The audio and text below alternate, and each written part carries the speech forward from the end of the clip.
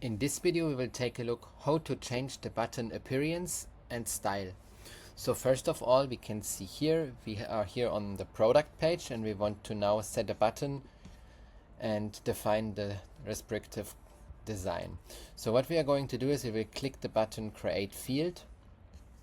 We will call it button 1 and we will go right away to the style section.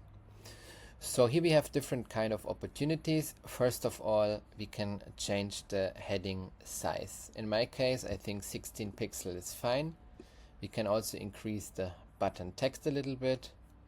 Let's put it to 16 as well. We go further. We have here the upload field font or the store font. It's good if it's the store font because then it will match the appearance. We can change the heading color. Let's, in my case, change it a little bit to blue. So we want to make everything in blue color right now, so I will now decide for a specific color. You can also copy this hex code here and you can also paste it, for example, in the button color field here. So then we have a matching heading color and button color already. Now we can go further. We can also change the button text color which is inside, but in my case I will keep it white because it's clear to see. We can do some button adjustments if we want to have our individual padding. So you can see padding top and bottom will do the following and left and right will do the following. So you can see you can change the button according your requirements. You can also see we can change the corner radius so that the button looks more round. Or we can say we want to show it in full width, but in my case, let's keep it auto.